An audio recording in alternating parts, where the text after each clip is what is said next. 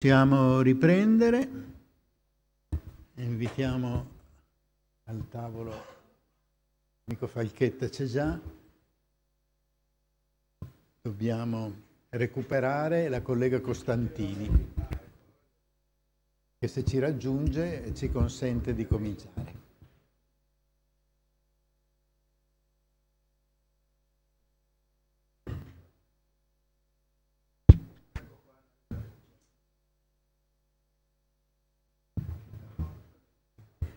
Adesso chiamerai anche il collega Gullino, il quale non ha ancora finito la sua parte, perché dopo ci attende la discussione, le domande, i ragionamenti aggiuntivi che possiamo far seguire.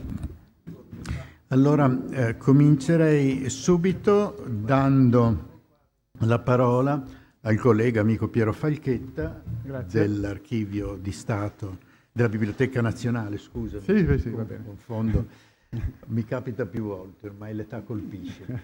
E comunque, possiamo iniziare, grazie. Grazie, buongiorno a tutti. Mi sentite? Sì? Va bene? Sì. Io comincio dicendo che non sono uno storico di Venezia e tantomeno uno storico militare. Ecco. Quindi il mio contributo ai lavori di questo convegno parte dal campo di quelle che sono le mie competenze, ovvero sia le immagini cartografiche intese nel senso più ampio del termine, e per quanto queste hanno così illustrato e raccontato gli episodi, molti episodi della vita guerresca del Morosini e delle guerre di Candia e del Peloponneso. Lo farò da un punto di vista che è al tempo stesso generale e anche specifico, nel senso che non mi sono accontentato di fare un album delle figurine, semplicemente di mostrare un po' di immagini di quegli episodi e di commentarle brevemente. Mi sono preoccupato, anzi mi sono domandato se era possibile tirare fuori qualche cosa di un po' più interessante che non una semplice rassegna che, per quanto anche molto piacevole, così vedrete, ci sono delle immagini, alcune le conoscerete già senz'altro, altre invece magari vi risulteranno sconosciute o quasi, va bene? Quindi c'è un aspetto molto piacevole, come sempre quando si ha a che fare con immagini, quando si ha a che fare con la cartografia, subito la fantasia parte, ed è per questo che ho intitolato questo mio contributo Il Capitano Illustrato, proprio espressamente.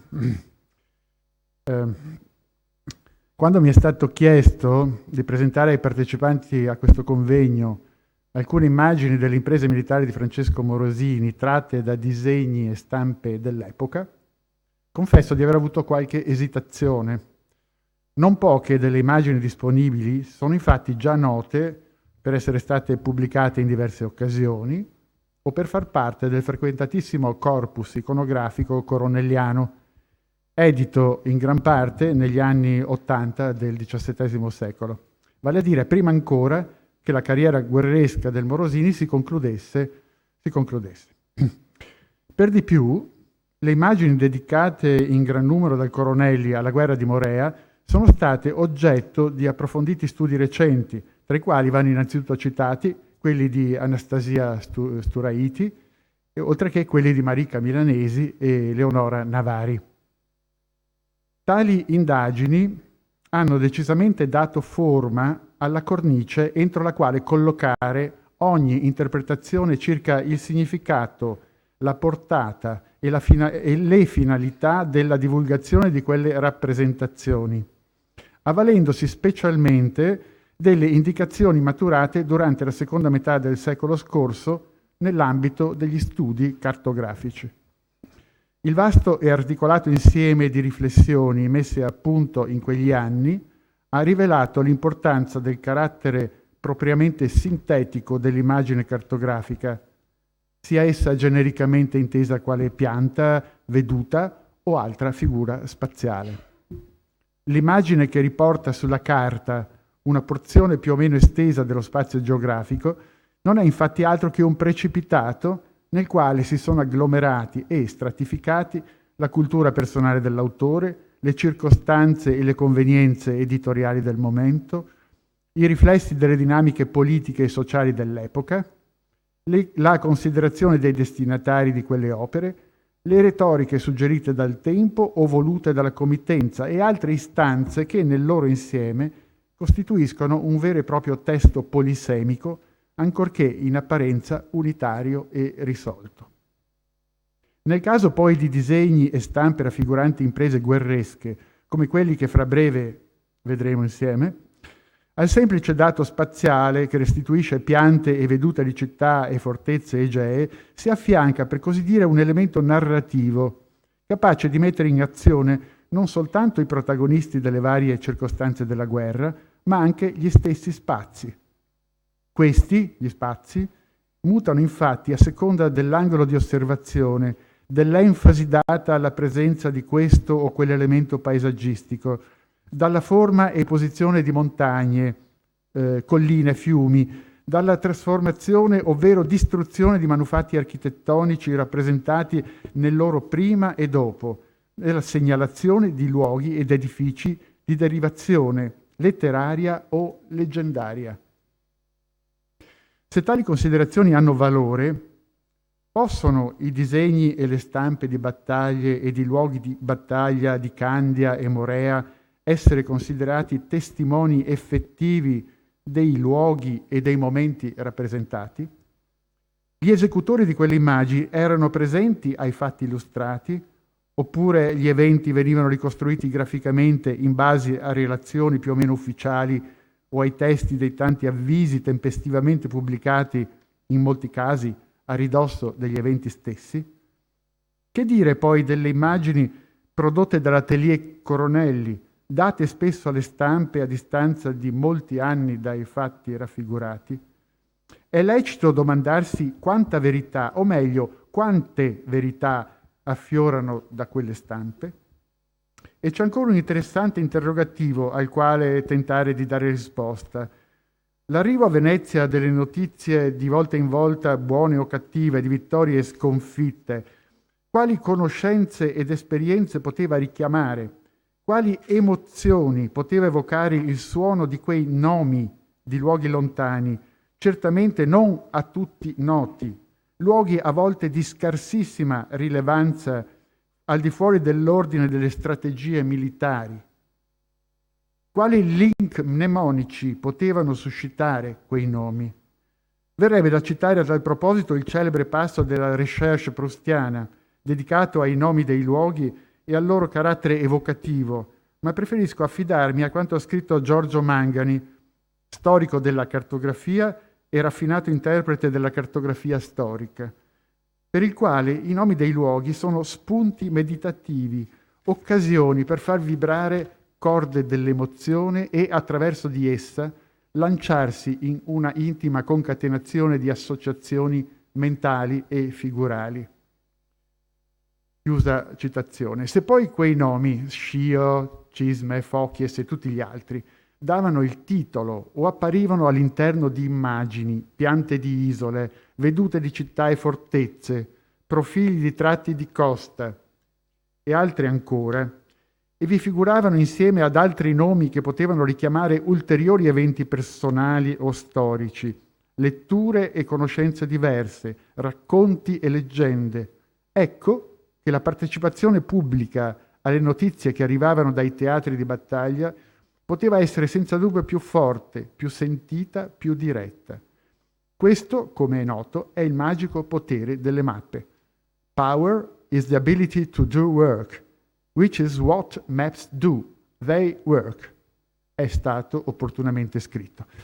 La lettura che segue di alcune immagini che si rifanno o che testimoniano la carriera militare di Francesco Morosini prende spunto da queste premesse: il potere delle mappe e dei nomi in esse contenute, di evocare ricordi, esperienze e conoscenze, di fungere da significanti capaci di mettere in moto la catena di significati alla fin fine convergenti nella celebrazione del fatto bellico, quando anche quelle vicende guerresche si siano svolte in teatri lontani e di incerta ubicazione, quando anche gli accadimenti illustrati non siano direttamente testimoniati da un disegno che li raffiguri.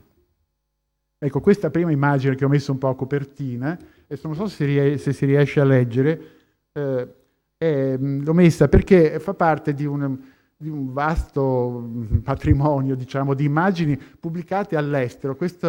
La guerra di Morea di Candia, naturalmente, che videro impegnate truppe di ogni parte d'Europa, provocò, come effetto assolutamente secondario, una pubblicistica non solo testuale ma anche grafica in molti paesi europei, e questa immagine, che io considero non molto così diffusa, non molto nota, è uno dei tanti esempi nel quale vediamo il Morosini così circondato dal cerchio rosso, e da una parte, da questa parte, questi sono i greci che si prostrano davanti ai Morosini, e dall'altra parte sono i turchi vinti e sconfitti, che inginocchiati davanti al grande capo.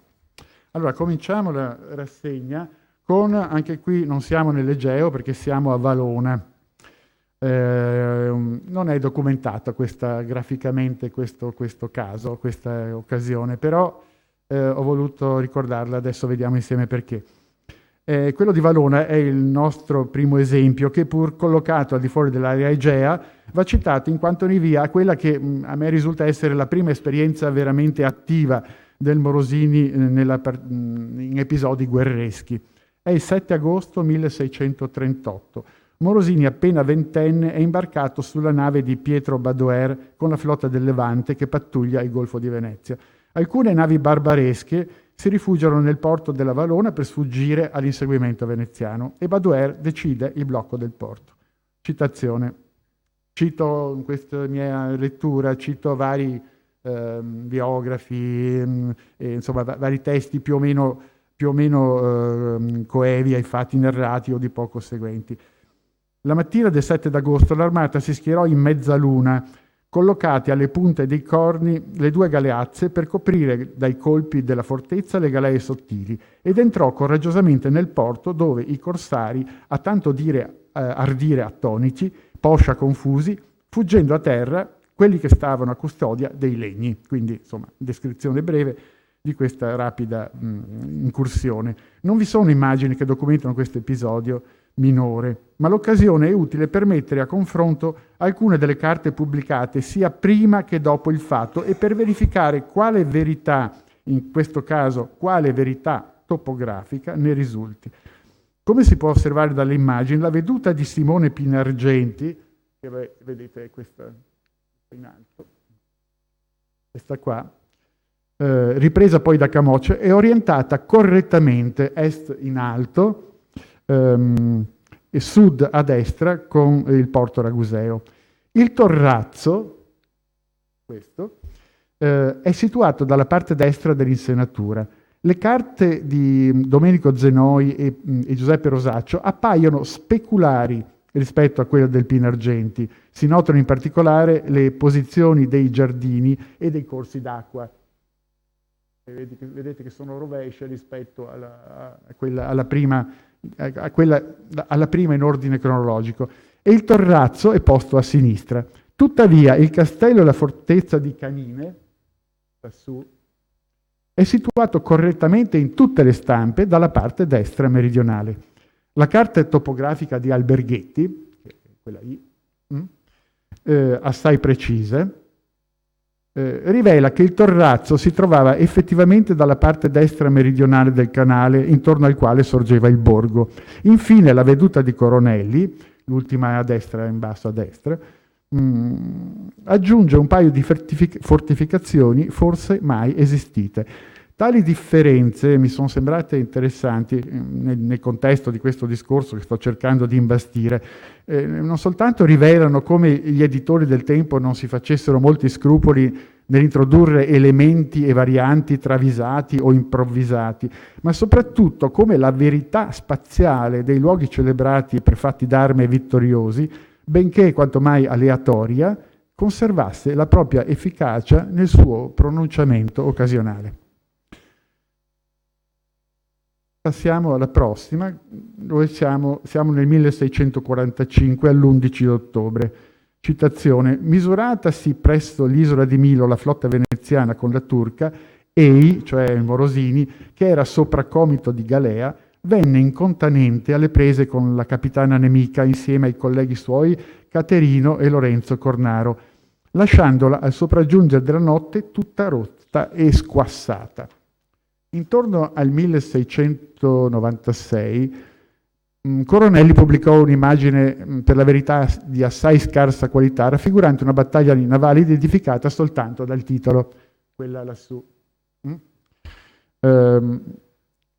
Si tratta di una pubblicazione avvenuta a mezzo secolo di distanza dall'accadimento, per il quale non esiste alcun'altra documentazione grafica, ed è interessante notare come soltanto il suo titolo offra la possibilità di un riferimento specifico allo scontro navale del 1645, mentre la genericità della rappresentazione non consente quasi di distinguere le navi veneziane da quelle ottomane. Tuttavia, l'evento bellico collocato presso Milo poteva essere comunque, in qualche misura, aggiungo, contestualizzato dai contemporanei, grazie alla larga diffusione di immagini presenti nei diversi isolari, manoscritti a stampa, divulgati in grande quantità a Venezia a partire dal primo 400. Al nome di Milo poteva così essere accostata un'immagine che per di più conteneva un elemento capace di rafforzare il legame tra passato e presente della storia veneziana. In quelle mappe di così larga fortuna editoriale compare infatti la cosiddetta Torre del Vescovo, edificio eretto per iniziativa di Marco Sanudo, il quale nel XIII secolo, con una propria squadra navale, aveva preso possesso di Milo e di altre isole Egee e a seguito di tali conquiste aveva ottenuto dall'imperatore di Costantinopoli il titolo di Duca dell'Arcipelago. Anche se nel XVI secolo la torre era ormai in rovina, la sua presenza continuava a essere registrata quale segno forte dell'antica presenza veneziana nell'isola, e ciò poteva conferire un più esplicito significato all'episodio guerresco del 1645.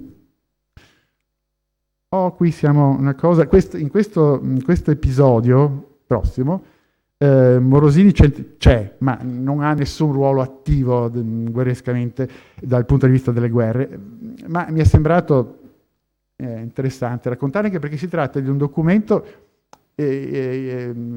finora ignoto. Dovete sapere che io ricevo una volta al mese, forse anche più spesso, da uno dei importanti librai antiquari di Londra, un catalogo online naturalmente con le ultime cose che vengono messe in vendita, messe all'asta e così via. Nell'ultimo catalogo c'era questo pannello che veniva offerto viene offerto, è tuttora in vendita per 9.000 sterline, se qualcuno se lo vuole comprare. Questo pannello riguarda, adesso ci arriviamo. Nel 1646 Morosini prese parte alla difesa di Retimo, nell'isola di Creta, ma il 13 novembre di quell'anno la città cadde in mani turche e la guarnigione veneziana, dopo gravi perdite, fu costretta alla resa. Nel corso della battaglia per Retimo rimase ucciso Andrea Cornaro, provveditore generale in Candia, dove, citazione, con la grandezza del suo cuore e con la generosità del suo spirito, procurò di resistere alle numerose falangi turchesche che invasero quel regno, da quali nel 1646, essendo presa la città di Retimo, mentre animava le soldatesche alla Costanza, colpito di moschettata nel petto, rimase ucciso in età di 51 anni. Tra le varie testimonianze, appunto, c'è questo, di questi episodi, c'è questo pannello che probabilmente faceva parte di un cassone.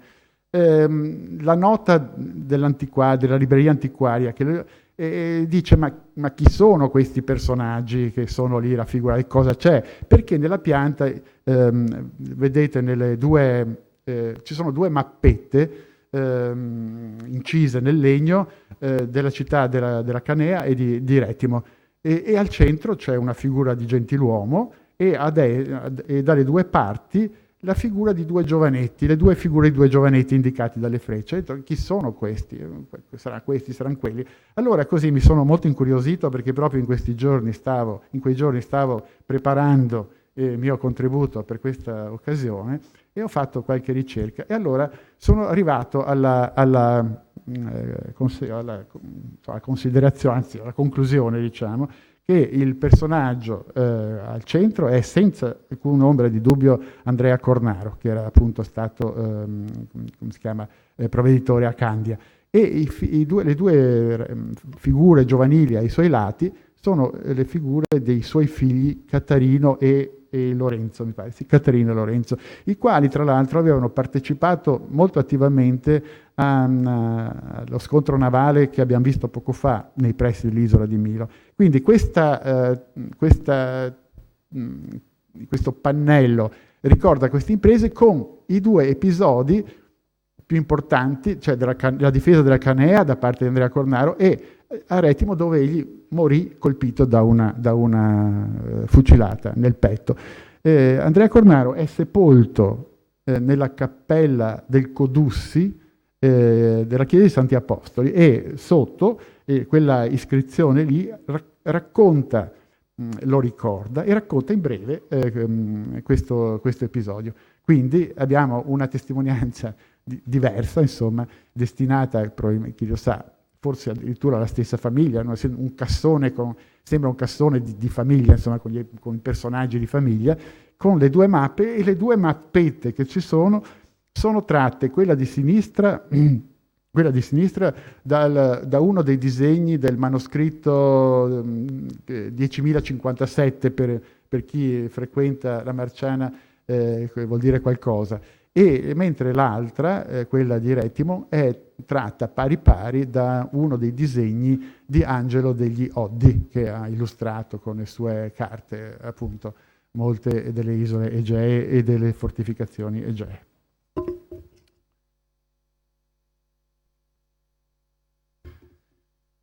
Siamo sempre nel 1646. Morosini è nominato comandante delle galeazze della flotta e nel 1657 succede a Lazzaro Mocenigo in veste di capitano generale dell'armata.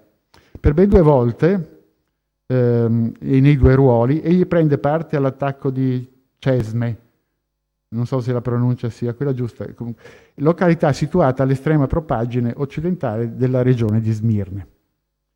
Il primo episodio, documentato dall'immagine più grande, è così narrato dal Nani. Non potendo i Veneti né combatterlo, il turco, sotto la fortezza di Cesme, né trarnelo fuori, risolverono con fortuna migliore di battere Cisme e il forte ivi recentemente piantato e munito di 9 cannoni alla bocca del porto. Ne riuscì difficile ruinarlo come lavoro fresco e imperfetto, onde, posti terra, soldati e levati 2 pezzi d'artiglieria e gettati altri nel mare, entrò tutta l'armata. Fu il primo Marcello che, tagliate le funi, levò di sotto il castello una saica e subito le altre galee con emulazione ne trassero 24, nonostante che tempestasse l'artiglieria della fortezza e la moschetteria delle trincere. Erano cariche di grani e altre provvisioni per la Canea, più di 30 pezzi di vario calibro con 30 insegne, vi si trovarono oltre i legni e la preda. L'episodio del 1659 non comportò quasi nessuno scontro. È quella di tutta l'Anatolia la più popolata regione dove di rimpetto siede Cisme, sopra il pendente di una collina, cinta da 3 ordini di muraglie e fiancheggiata, e così la vediamo rappresentata nel disegno, da 4 torrioni con un rivellino alla porta. Il Morosini, acquistato il luogo, quasi senza pensier d'assalirlo, sbarcò e resene a Dio pubbliche grazie. Lasciò che i soldati lo saccheggiassero. Poi, diroccate le muraglie in più parti e dato tutto alle fiamme, levò 60 piccioli pezzi e 16 grossi cannoni. Chiusa citazione. È da notare la derivazione dell'immagine coronelliana, che è quella appunto, vedete, questa qui, dal disegno della raccolta manoscritta, che documenta l'attacco del 1659. In questo, come in molti altri casi, le immagini pubblicate da Coronelli ritraggono luoghi, cittadine e fortezze che la guerra ha già da tempo parzialmente o totalmente distrutto, la qual cosa rende queste immagini illusorie sia quali documentazione storica sia topografica. Qui siamo a Fochies, la Focea Vecchia, è il 12 maggio 1649, la flotta veneziana insegue le navi di Capitan Pascià nel porto della Focea Vecchia. Nella vittoria ottenuta sopra i turchi dal capitano delle navi Giacomo Riva in maggio di quell'anno, nel seno o porto di Fochies, Francesco Morosini conquistò una galeazza nemica e quindi con altri governatori delle navi venne egli abilitato agli onori della Repubblica senza riguardo all'età prescritta dalle leggi. Qui vediamo è evidenziato dalla freccia la nave, appunto, la nave del Morosini, quello dove stava lui. Il Riva fu creato cavaliere di San Marco con dono di collana di 3.000 ducati, il Civrano a riguardevole dignità sollevato, i capitani delle navi rimunerati, alcuni ufficiali condotti e i governatori abilitati agli onori della Repubblica, senza riguardo all'età delle leggi prescritte.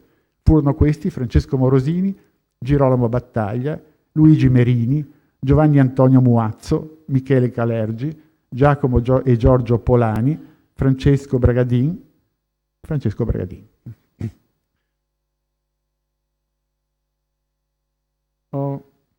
È questa immagine che mi ha suggerito il titolo per il mio intervento. Si tratta infatti di un vero e proprio racconto illustrato che mostra i 3 momenti principali della battaglia svoltasi presso l'isola di Naxos il 10 luglio 1651. Francesco Morosini, cito, soccorse e torse d'impaccio le navi di Tommaso e Lazzaro Mocenigo che troppo audacemente eransi impegnate fra i nemici. Venne Poscia con la sua galeazza alle prese con la capitana di Costantinopoli e di questa non solo dopo ostinata zuffa e larga strage impadronissi, ma vi fece ben anche prigioniero il viceammiraglio dei turchi, il rinnegato Mustafa, terrore dei cristiani. Il disegno sembra particolarmente dedicato alla condotta del Morosini, sembra fatto proprio per lui, capitano delle galeazze della flotta, con la sua posizione iniziale al numero 1, il soccorso da lui portato alla galeazza di Lazzaro Mocenigo alla posizione 2, la cattura di Mustafa Beg e della sua nave da parte dello stesso Morosini alla posizione 3. Il mancato soccorso alla galeazza di Tommaso Mocenigo, che restò ucciso in quella circostanza, non è invece riportato in questa immagine chiaramente celebrativa, nella quale non manca l'allegoria di Venezia trionfante sul mare con il favore di Nettuno. E anche in questo caso, come in quello di Milos, Coronelli pubblica un'immagine di battaglia navale che può essere associata all'episodio di Naxos solamente grazie al titolo, Vittoria nell'acqua di Nixia, eccetera, eccetera.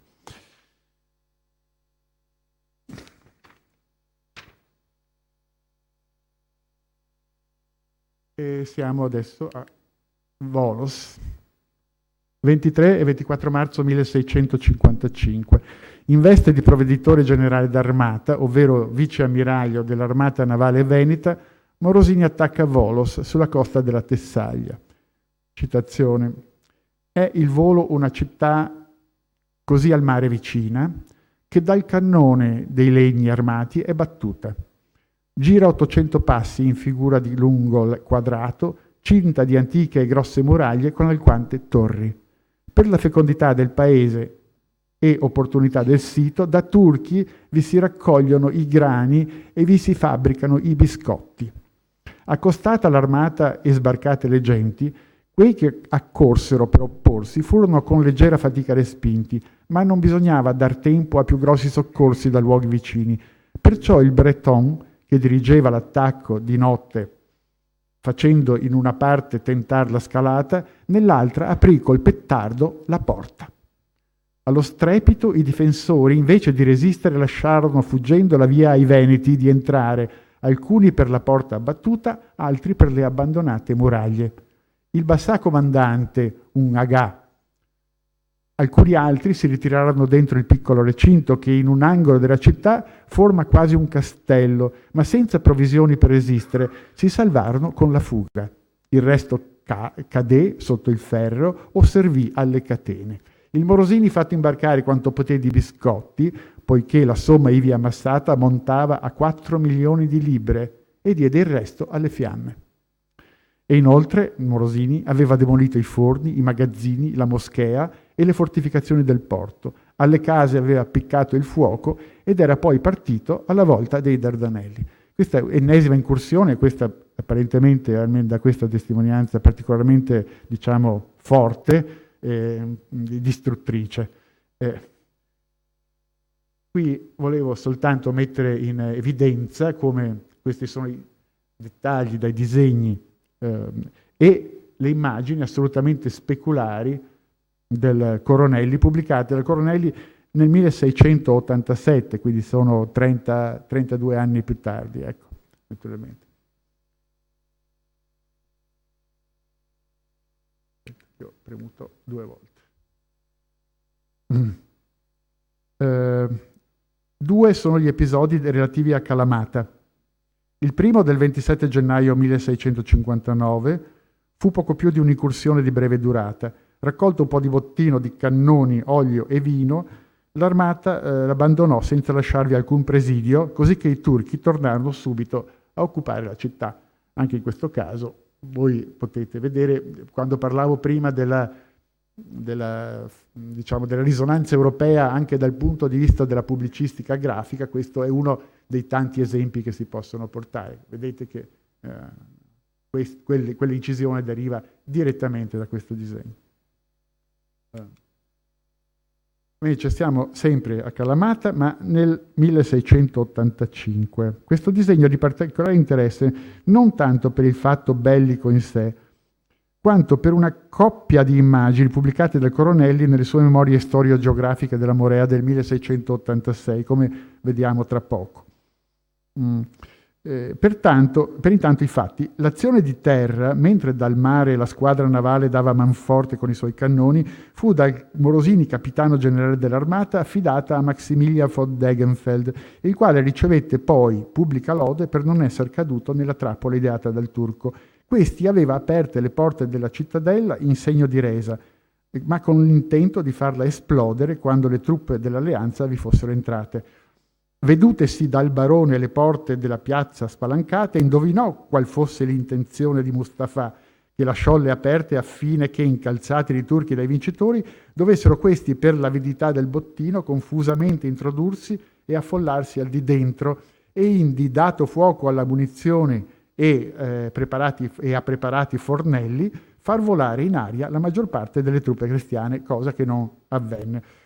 Ecco, questa è, diciamo, la disposizione delle truppe. Insomma, l'immagine si commenta da sé con quei fumetti che ho aggiunto.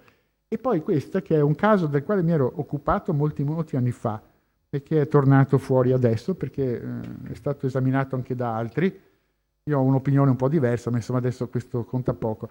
L'immagine della piazza di Kalamata del Coronelli ci è pervenuta in 2 stati. Nel primo stato, la figura a cavallo che campeggia al centro della scena probabilmente va riferita a Maximilian von Degenfeld, in quanto egli fu il protagonista della conquista della piazza. Le ragioni che sono all'ordine del rifacimento del secondo stato non sono affatto chiare. Voi vedete che è stata completamente erasa, perché è la figura, insomma, dominante del Degenfeld a cavallo, e creata una specie di nuvolaglia di polverone così che c'è, e qualche dettaglio circostante un po' mutato, ma il tutto eseguito sulla stessa superficie incisoria. Quindi come mai ci sono questi due stati, visto che non si può neanche pensare a un errore, perché evidentemente il primo stato è quello così ben formato, il secondo per quale scopo è stata fatta e pubblicata soprattutto, perché un conto è incidere una lastra che poi magari può venire male, ma se la si pubblica e la si inserisce in una raccolta formale di immagini come Coronelli ha fatto, viene da chiedersi come mai.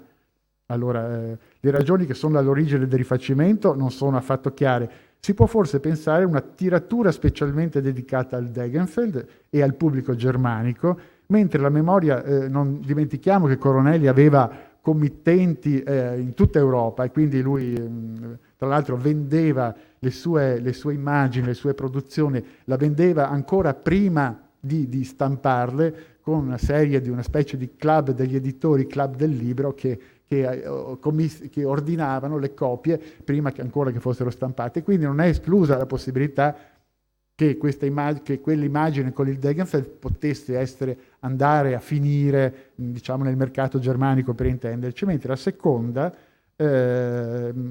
testimonia semplicemente la battaglia di Kalamata in quanto tale.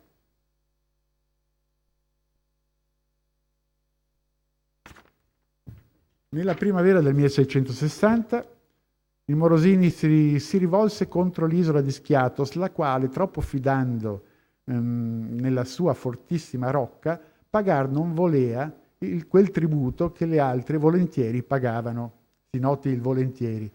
Vi si accostò con le navi e piantate le batterie, la fulminò per 3 dì continui, per cui, aperte nelle mura larghe brecce, quegli isolani gli si arrendettero salve le vite, non perdendo i Morosini che solo 8 dei suoi, oltre a 13 feriti.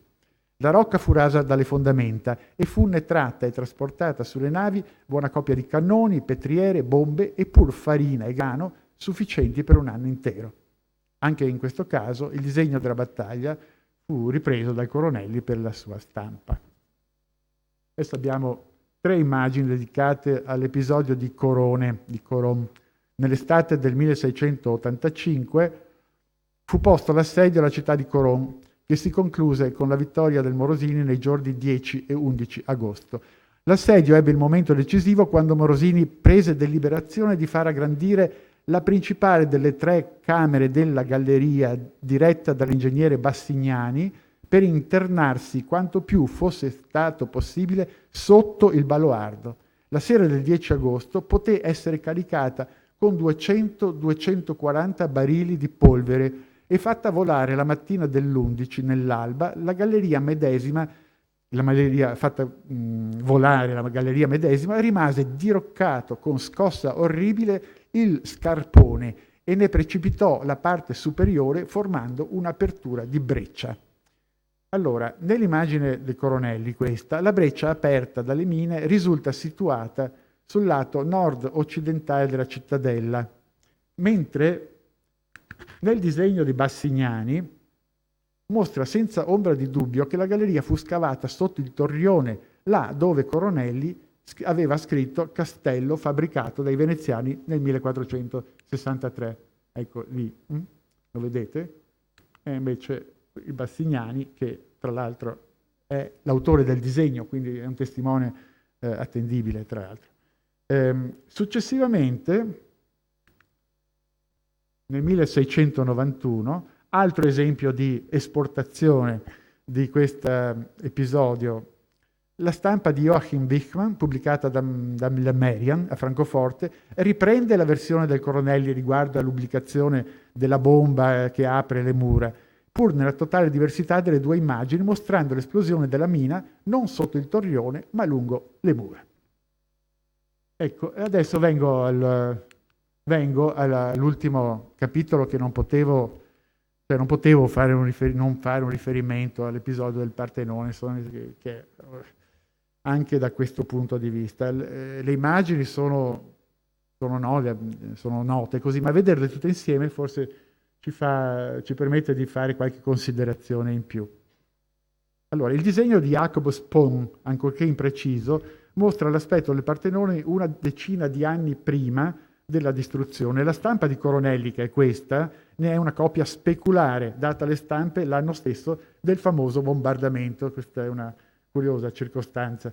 Così facendo, Coronelli ristabilì, forse senza saperlo, l'esatta prospettiva del fronte del Tempio.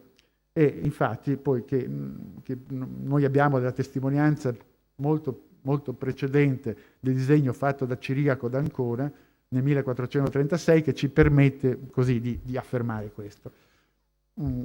Successivamente abbiamo la ricostruzione dell'aspetto del Partenone, fatta appunto in occasione della mostra di Berlino del 1990. Questo è come è stato immaginato e ricostruito sulla base ovviamente di dati, immagino, non del tutto aleatori. Ecco. Poi abbiamo una serie di disegni, no, questa è l'esplosione, anche questa immaginata. Poi abbiamo una serie di immagini dei disegni del Verneda, ingegner Verneda, che che furono poi stampati nell'Atene Attica di Francesco Fanelli nel 1707, che riportano tutti il tiro della doppia bombarda che avrebbe provocato la grande esplosione dopo aver sfondato il tetto dell'edificio. Disegni e testimonianze sembrano infatti imputare la rovina del Partenone all'esplosione delle bombe che, penetrate all'interno del tempio, fecero brillare il deposito delle polveri là ammassate. Questo e questo, spero sia questo, sì. Questi sono i due colpi fatali che provocano il disastro. Tuttavia, come è noto, le versioni sulla distruzione del Partenone non sono del tutto concordi e in particolare non è del tutto chiara la relazione fra l'effetto del bombardamento e la presenza all'interno dell'edificio di un deposito di polveri. Se per l'abbattimento del torrione di Coron furono impiegati, secondo le testimonianze, dai 200 ai 240 barili di polvere, quanta polvere doveva essere ammassata nel Partenone per provocare una tale distruzione?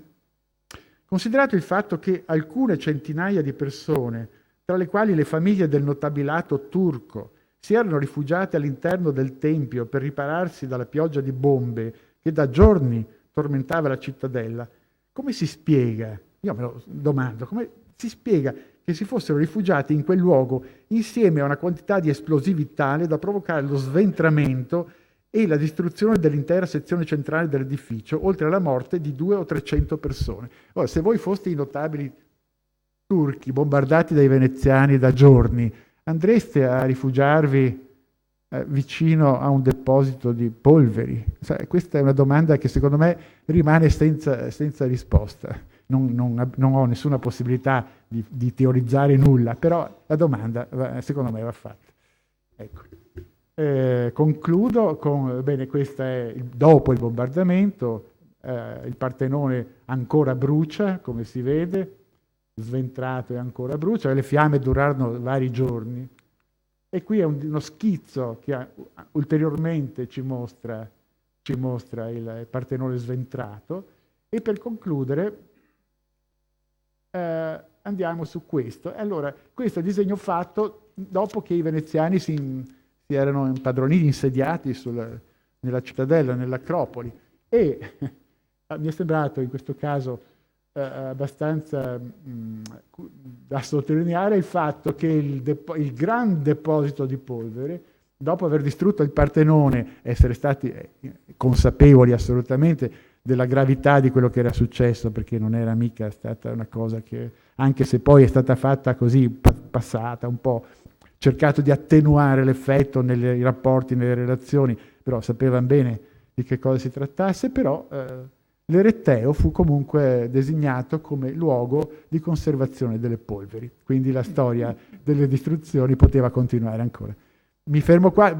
Questo giochino che ho fatto, che vi ho presentato, spero non vi abbia annoiato, potrebbe essere continuato a lungo naturalmente e riunito magari in un ragionamento più saldo e più articolato. Ecco, per il momento mi sembrava non essere fuori tema con queste mie osservazioni. Grazie.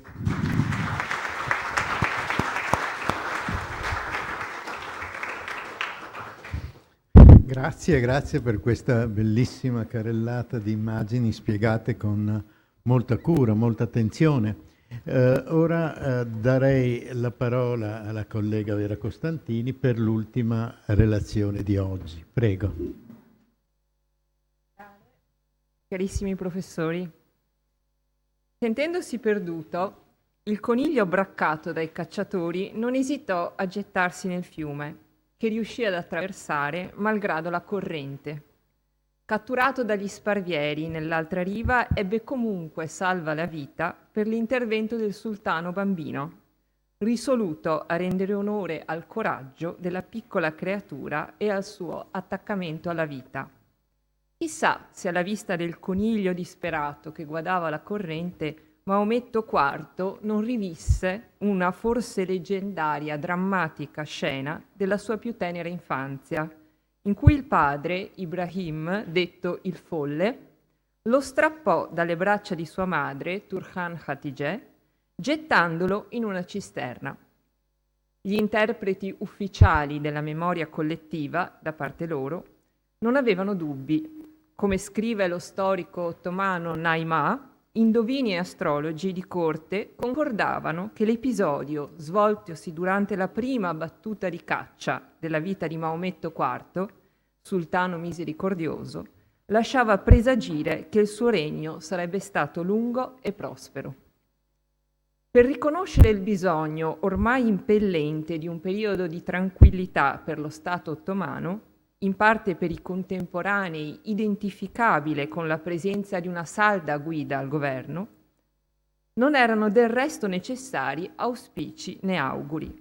La carica di Gran Visir passava velocemente dalla mano di vecchi a quella di nuovi favoriti.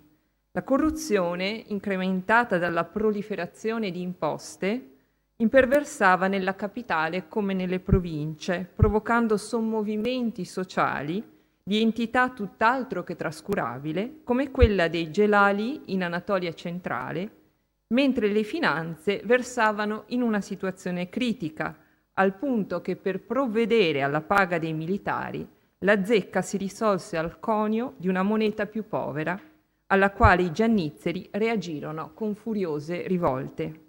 Fu in questo contesto, del quale a Palazzo Ducale vi era piena conoscenza, che nel marzo 1650 la flotta veneziana diede inizio a una poderosa controffensiva navale, rispondendo all'assedio ottomano dell'isola di Candia con azioni militari nell'arcipelago e con il blocco dello stretto dei Dardanelli. In realtà la strategia era complessa e talvolta, come è noto, tutt'altro che condivisa tra il capitano generale Alvise Mocenigo e l'allora comandante delle galeazze Francesco Morosini. Non si trattava di prudenza senile contrapposta a giovanile audacia, bensì della compresenza di punti di vista diversi sull'efficacia delle modalità praticabili. Francesco Morosini, che assunse nel 1652 la carica di capitano generale, poté dall'anno successivo realizzare azioni di disturbo su coste e isole prospicienti lo stretto, piuttosto che persistere in un blocco di difficile sostenibilità ambientale, politica e militare. Il vento proveniente dal Mar Nero tendeva infatti a incanalarsi nel Bosforo in senso opposto alle speranze dei veneziani, che stazionavano a Gallipoli per intercettare le navi ottomane cariche di viveri e rifornimenti per gli assedianti di Candia. Inoltre, anche la più recente bibliografia ha confermato l'assunto già debitamente sottolineato dagli storici turchi degli anni 70, che riconosceva alla politica ottomana l'attribuzione di assoluta priorità all'approvvigionamento annonario delle popolazioni urbane e soprattutto della capitale, così come degli eserciti schierati sul fronte di battaglia. Il potere centrale, insomma, non avrebbe tardato a impiegare tutte le risorse necessarie a ripristinare e assicurare la libera navigazione lungo i Dardanelli. Nel gennaio 1653, dietro consiglio dell'ambasciatore francese alla Sublime Porta, il Senato nominò un ambasciatore straordinario incaricato di presentare al sultano una richiesta di pace che proponesse la fine dell'assedio, forse in cambio del pagamento di una cospicua somma di denaro. La scelta cadde su Giovanni Cappello, già a Bailo, che, secondo Giovan Battista Nani, cito, teneva pratica delle cose dei turchi.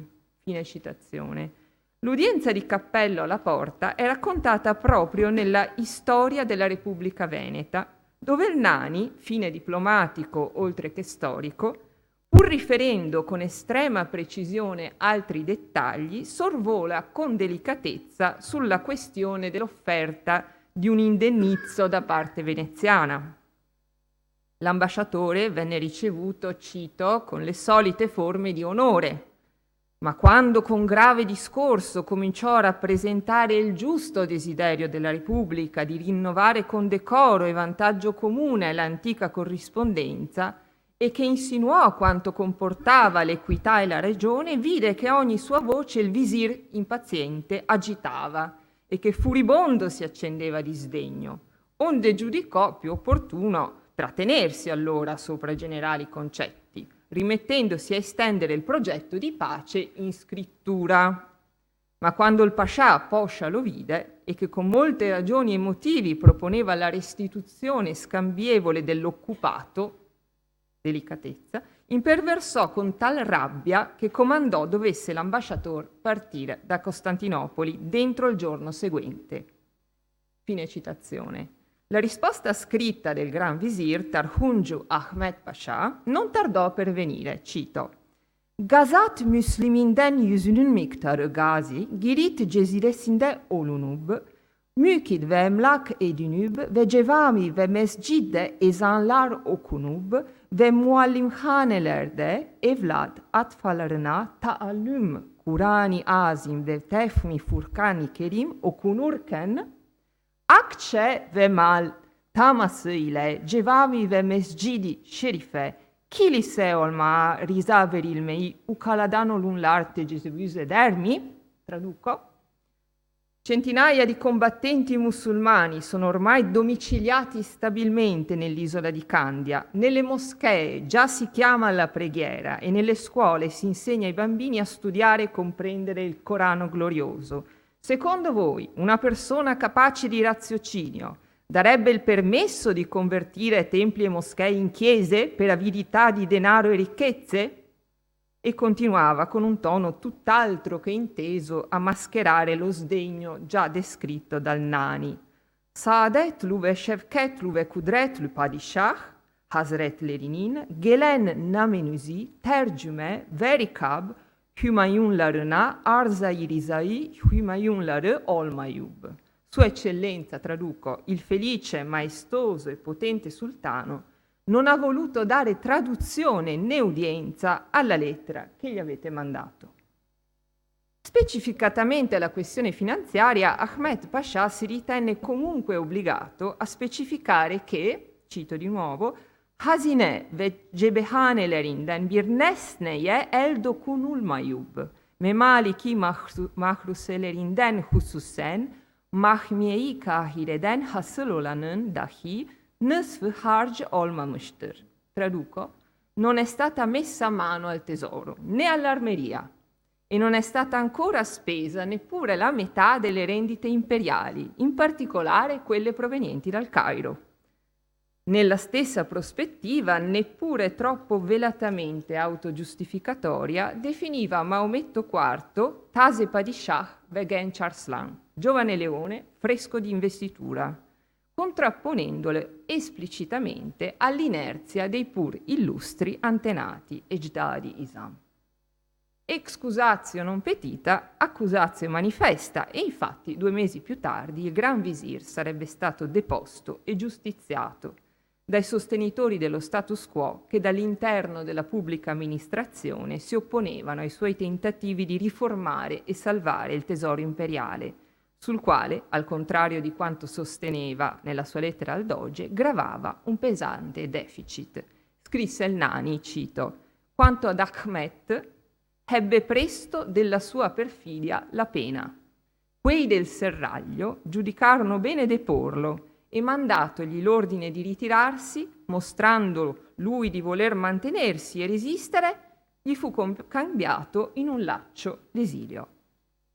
Sospese le trattative diplomatiche, con Giovanni Cappello rinchiuso in un carcere a Edirne, riprese sotto la guida di Lorenzo Marcello la controffensiva nel Mediterraneo nord-orientale, che conobbe alterni successi, fino al 26 giugno 1656, data in cui la flotta veneziana inferse una dura sconfitta al nemico.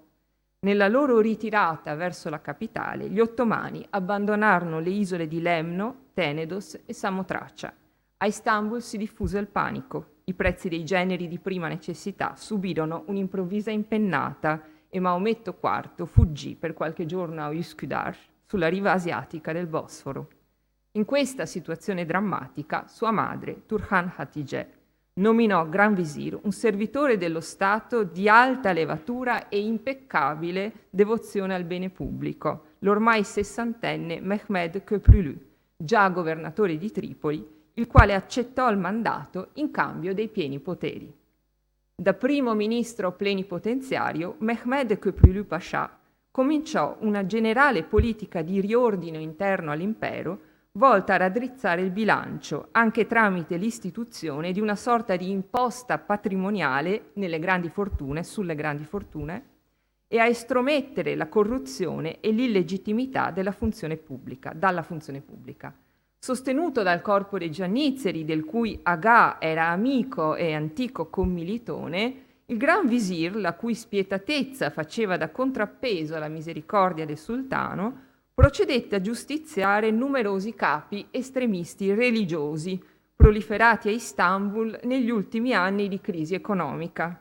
Le teste caddero a decine anche nelle province, dove vennero così sopite le rivolte dei Gelali. L'appoggio di Luigi XIV alla Repubblica di Venezia costò caro ai mercanti francesi, nei cui confronti Mehmed Pascià e chi gli successe procedettero con rappresaglie fiscali che durarono fino al 1673.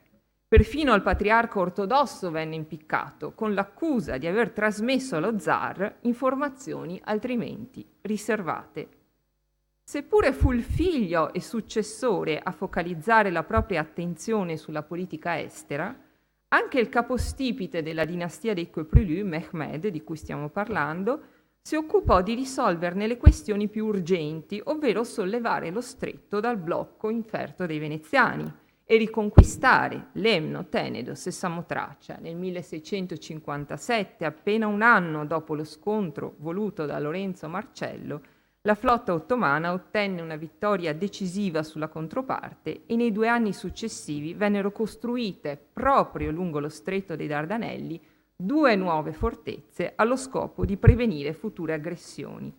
Spettacolare dunque, anche nei suoi effetti psicologici, la strategia di chi, tra i patrizi, mirava tramite il blocco a una diretta contrapposizione al potere ottomano, ma scarsamente sostenibile, come ben aveva indovinato Francesco Morosini, e proprio per questo sostanzialmente irrilevante quanto alle sorti della disputa sull'isola di Candia, che rimaneva il pomo principale della discordia tra i 2 stati. Il pragmatismo morosiniano sarebbe tuttavia tornato utile nel momento in cui, risollevati le sorti interne dell'impero, il governo centrale ottomano si risolse a sferrare l'attacco finale a Creta veneziana. Capitano generale d'Amar, fu lui a negoziare la resa con il nuovo Gran Visir Fazl Ahmed Pascià, presente a Candia dal 1666. Il salvacondotto ottomano, con cui i reduci veneziani si apprestavano a tornare in patria, si rivolgeva ai rappresentanti del potere imperiali insediati, cito, sulle coste e sulle isole del Mediterraneo lungo la rotta tra l'isola di Candia e Venezia. Girit Gesiresinden Venediye varınca Akdeniz yalılarında ve cesirelerde vakiolan, eccetera, eccetera. La fortezza di Candia, recita il documento, cito solo la traduzione, oggetto di lunghissimo assedio, è stata infine consegnata al mio sublime stato. In vista della stipulazione della pace sono stati dapprima stabiliti e sigillati accordi costituiti da più articoli. Proprio la parola generale, scritta evidentemente in caratteri arabi, è citata nel salvacondotto, a indicare il comandante che si apprestava a recare la notizia della pace a Venezia. Costui, altri non poteva essere, che lo stesso Francesco Morosini, che il Gran Visir raccomandava ai sudditi ottomani di lasciare indisturbato, cito, dal momento che ormai vige tra noi l'amicizia. Si chiudeva così una parentesi lunga 24 anni.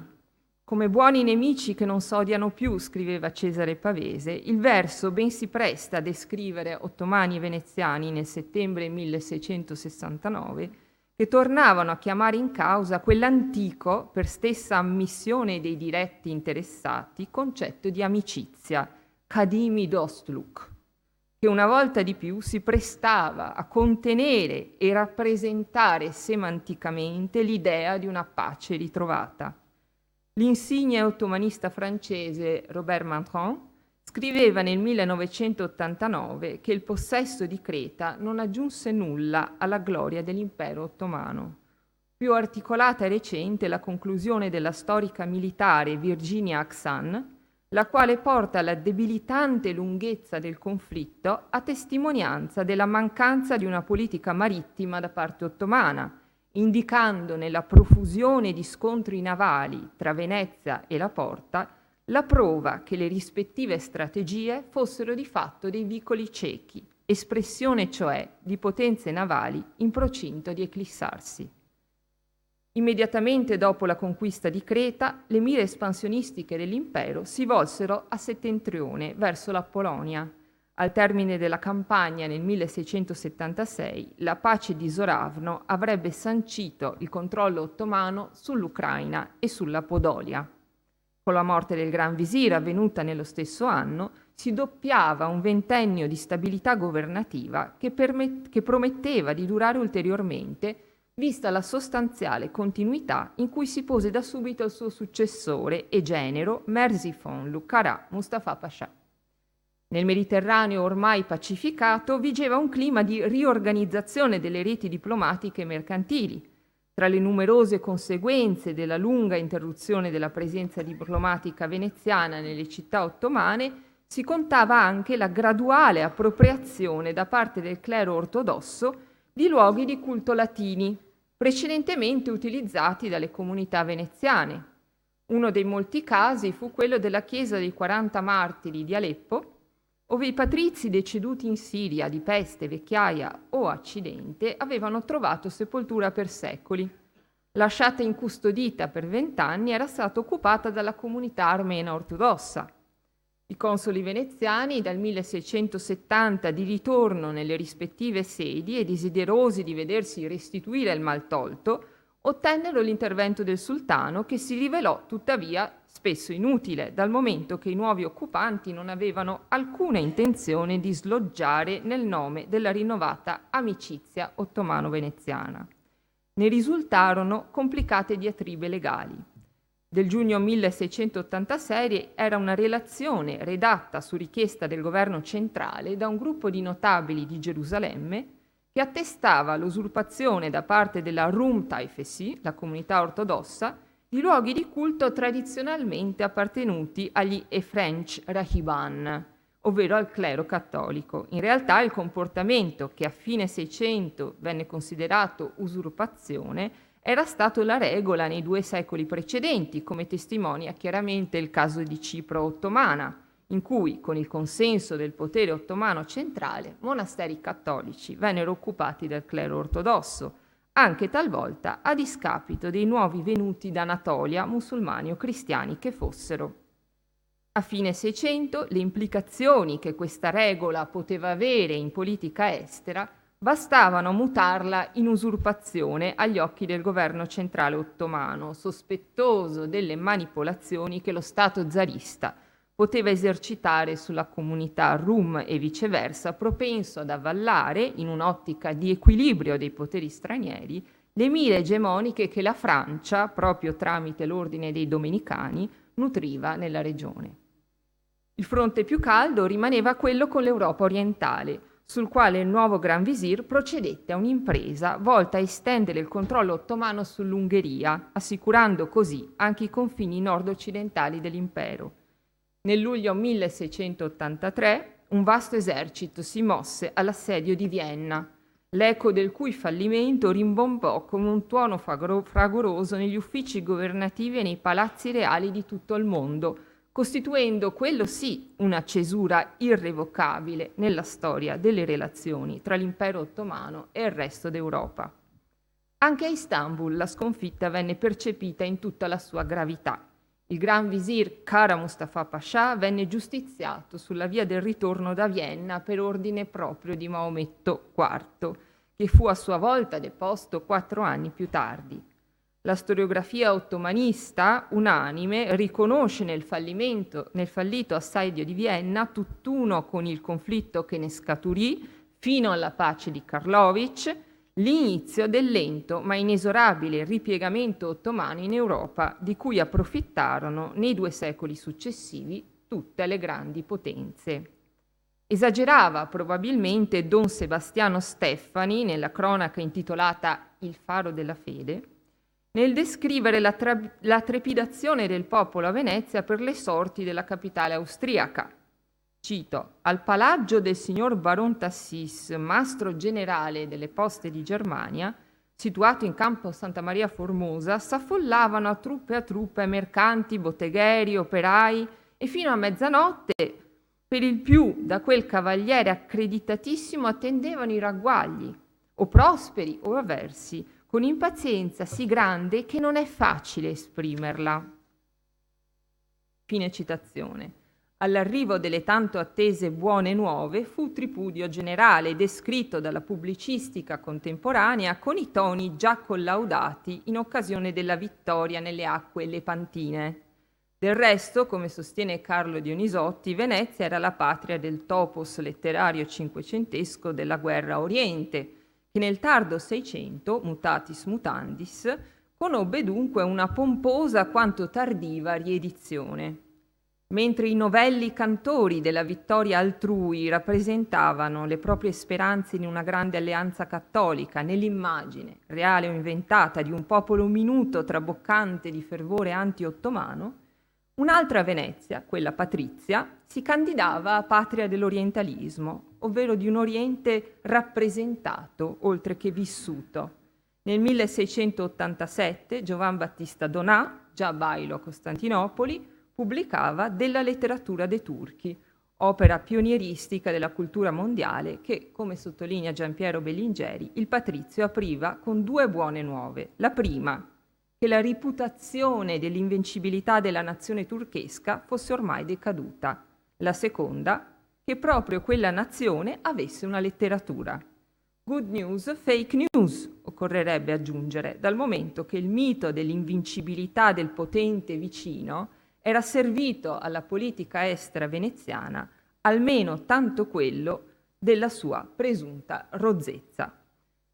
Nel corso del contrattacco austriaco, russo, polacco, pontificio e infine veneziano, che ebbe inizio subito dopo gli eventi di Vienna, il nuovo sultano Solimano II tese più volte la mano al doge, anche e soprattutto tramite lettere scritte dal suo gran visir Fasl Mustafa Köprülü e recapitate all'ambasciatore veneziano a Vienna da Alessandro Mavrocordato degli Scarlatti, Iskerle-Tolu, agente del sultano e capostipite di una famiglia affanariota che ebbe un ruolo importante nel corso dell'emergenza nazionale greca degli anni '20 dell'Ottocento. In Senato della Repubblica avevano però avuto la meglio gli interventisti, di cui peraltro, come apprendiamo da Giuseppe Gullino, Francesco Morosini non faceva parte, fedele alla strategia di non contrapporsi al potere centrale dell'impero, ma semmai di corroderne i confini, in una prospettiva, quella sì, di allargamento e rafforzamento dello Stato d'Amar. Non solo questa strategia appare più corrispondente agli interessi della signoria, ma dimostra anche una consapevolezza da parte del generale, poi doge, dello scarto che esisteva tra Istanbul e la periferia sud-europea, o meglio balcanica, dell'impero, con cui patrizi e mercanti della Serenissima vantavano una frequentazione e una prossimità secolari che non erano seconde a nessun altro Stato cristiano.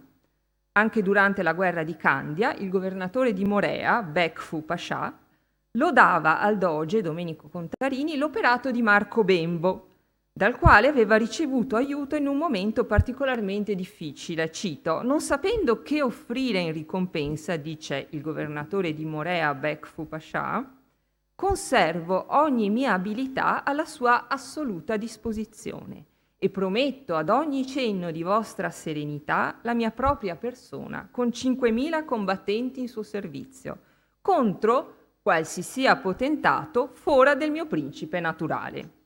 Scrive alla Franca, cioè Frank C'è, il pascià, sottoscrivendo poi in ottomano la missiva.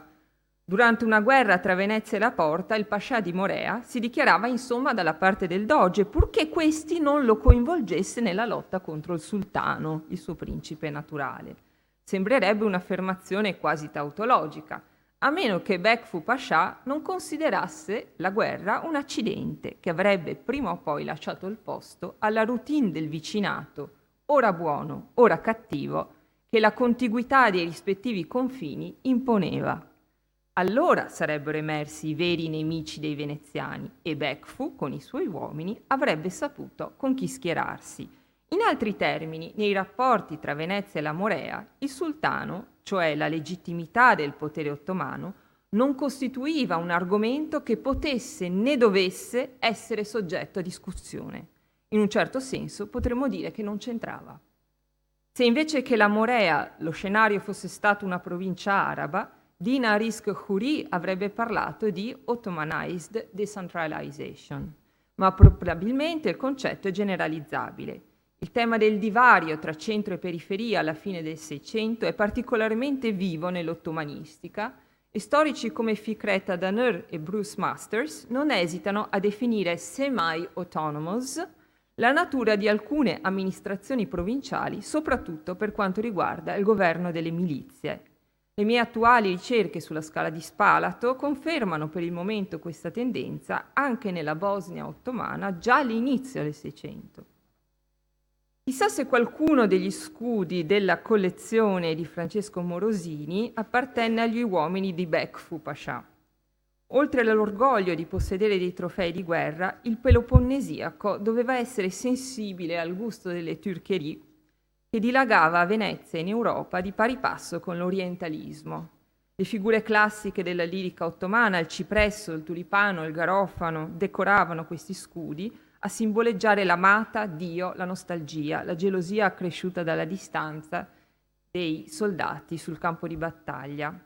Quanto alla dominazione della Morea, gli studi di Cyril Davis sui decenni di governo veneziano e di Fariba Zarinebaf sulle fonti ottomane del periodo successivo a Passarovic hanno dimostrato che le principali strutture amministrative, ovvero gli appalti dell'imposizione fiscale diretta, rimasero sostanzialmente intatte.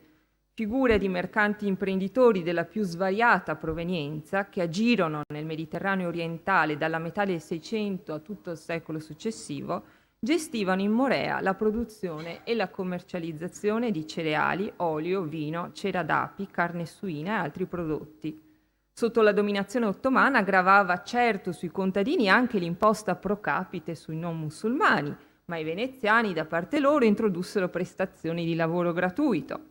Scrive Fariba Zarinebaf che Benjamin Bru, l'agente francese che accompagnò nel 1715 Damat Ali Pascià nella riconquista della Morea, riportò danni considerevoli inflitti al paesaggio rurale dai veneziani in ritirata. La Morea tornava ottomana per un altro secolo, fino a quando, proprio nella baia di Navarino, le flotte d'Inghilterra, Francia e Russia segnarono l'inizio di una nuova epoca per la Morea e il Mediterraneo. La Repubblica di Venezia nel frattempo era già scomparsa.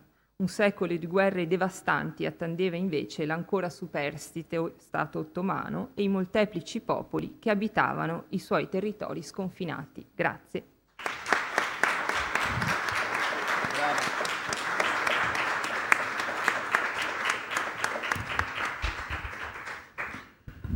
Grazie, molte grazie per questa interessante relazione, una relazione che ci porta a valutare un contesto estremamente difficile con le fonti di entrambe le parti. Io chiedo subito se ci sono domande. Prima però vorrei fare una domanda io sulla tua relazione.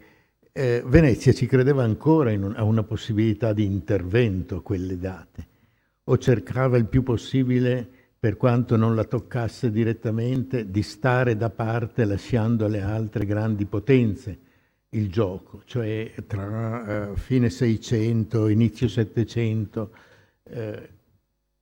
si riteneva ancora una delle potenze che potevano essere impegnate in una politica internazionale di questo livello o era già in fase di retrazione?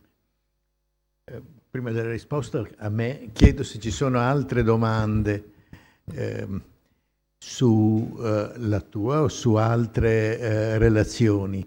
Mi rendo conto che il pomeriggio è stato un pomeriggio denso, pieno, con tante notizie, tante cose.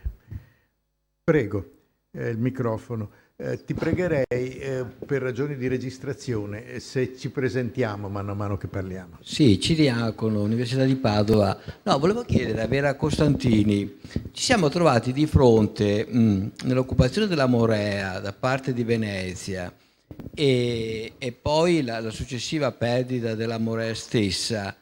È una situazione economica internazionale delicata anche per quanto riguarda l'impero ottomano, da quel che ho capito.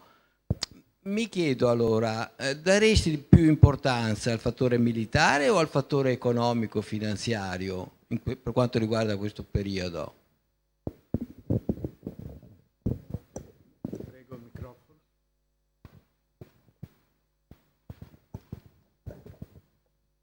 Buonasera, Luigi Rossi di Treviso, ma sono veneziano.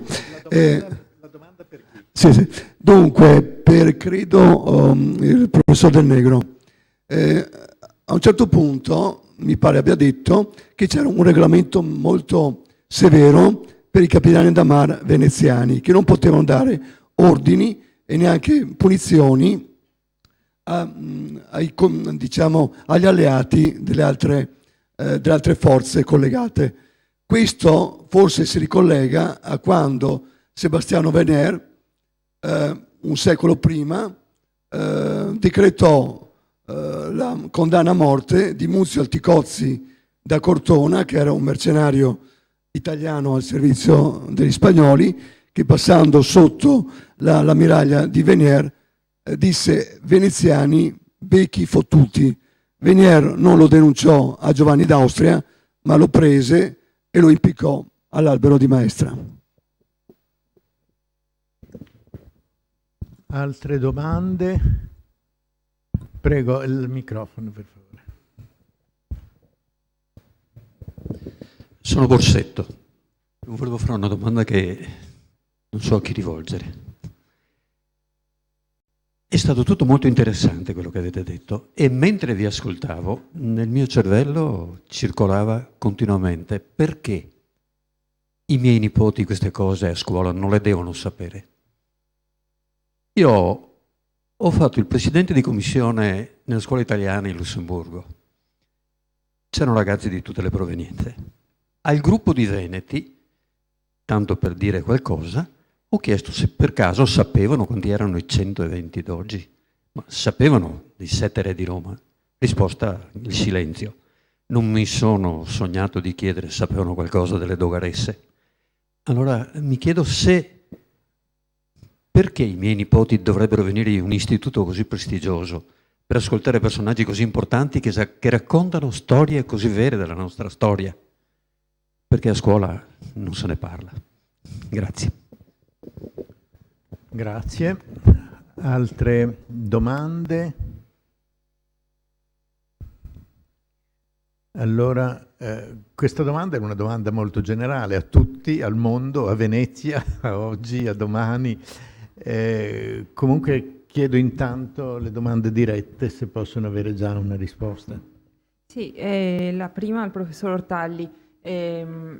Sì, la classe dirigente veneziana era determinata a passare alla modernità dalla parte giusta.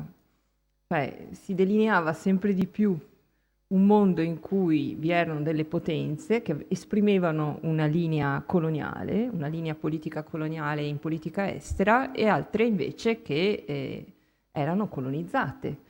Dopo i fatti, dopo le ultime guerre veneto-turche, ci sono i trattati barbareschi.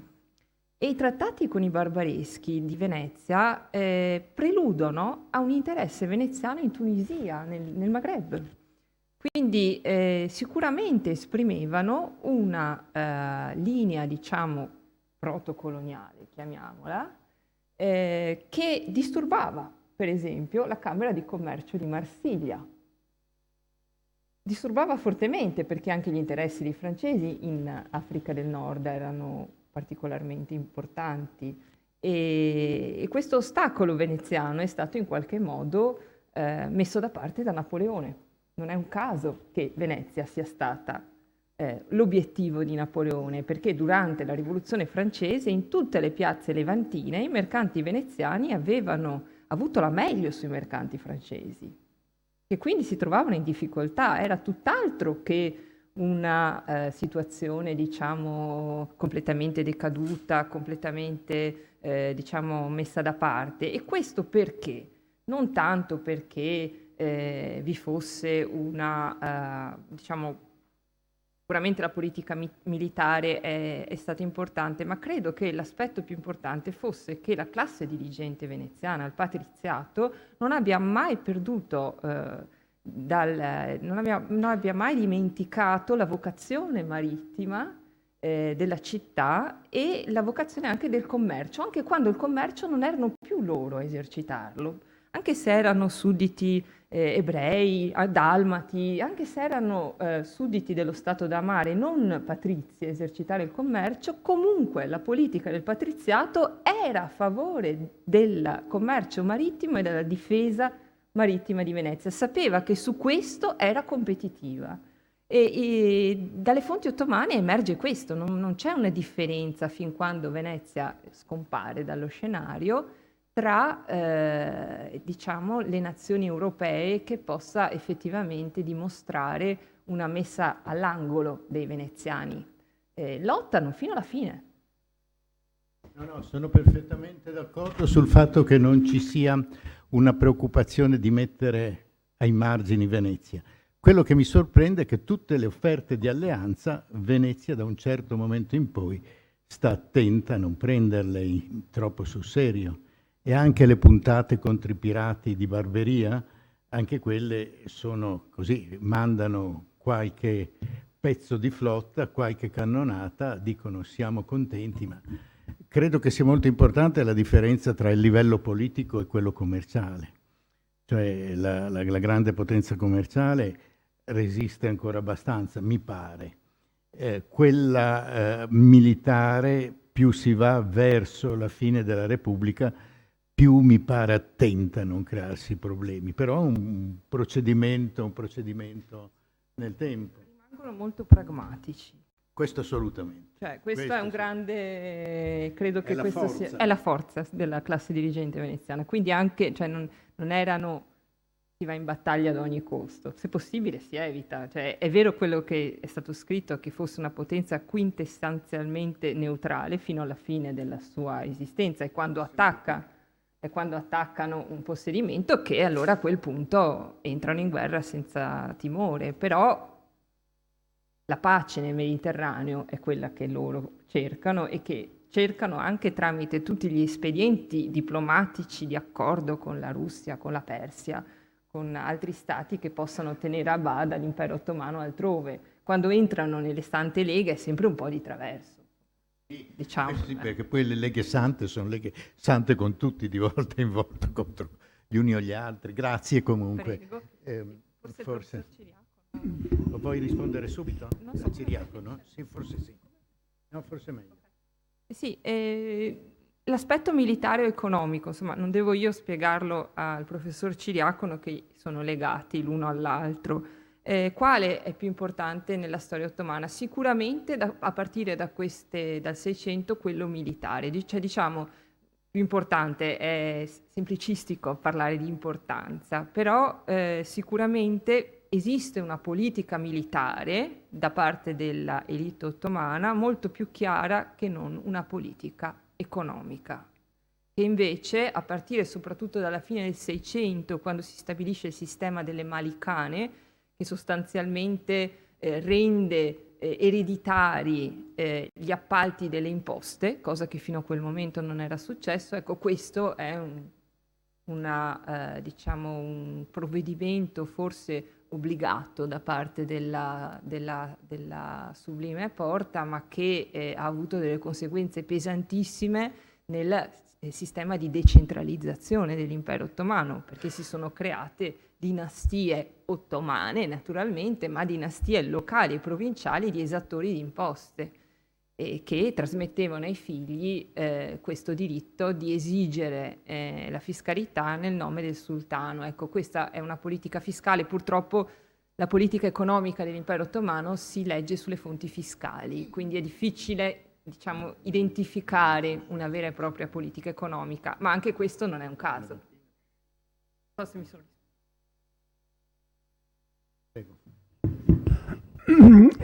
La domanda sui poteri dei capitani generali da Mar. La risposta è appunto che l'esercito veneziano, quello che combatte in Levante, è un esercito estremamente composito, che nasce sostanzialmente dall'incontro di 3 componenti. C'è il cosiddetto esercito nazionale, con il termine che viene adoperato, cioè dei sudditi, che è composto a sua volta da italiani, ultramarini, e poi ci sono quelli che loro chiamano albanesi, che sarebbero i montenegrini, l'Albania veneta. E questo esercito è naturalmente sottoposto direttamente al controllo del capitano generale da Mar, perché non c'è nessuna mediazione. Le altre 2 componenti invece sono componenti che cooperano col capitano generale da Mar, ma su basi pattizie.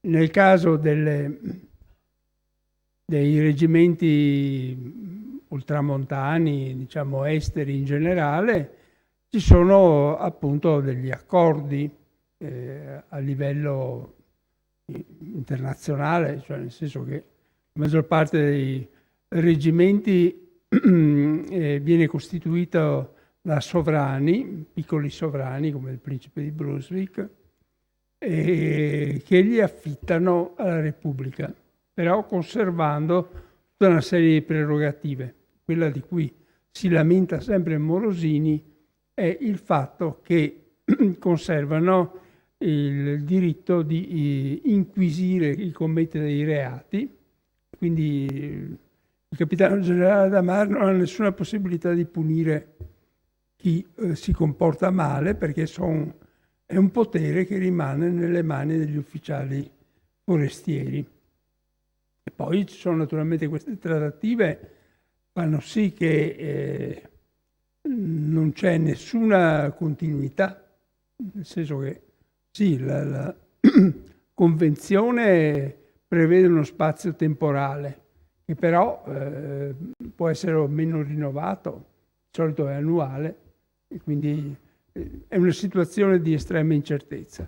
La terza componente va ancora peggio in un certo senso, sono appunto i cosiddetti ausiliari, poi sono soprattutto i maltesi che sono, salvo un anno che litigano più profondamente, sono sempre presenti in Levante, e poi ci sono eventualmente pontifici toscani che cooperano. In questo caso il minimo comune denominatore è ovviamente di carattere religioso, a difesa della religione contro gli ottomani, ma la cooperazione anche qui è limitata, nel senso che i maltesi, per esempio, non accettano quasi mai di sbarcare le loro truppe, perché vogliono conservare le navi, litigano sempre sulla divisione del bottino, quando litigano tanto se ne vanno via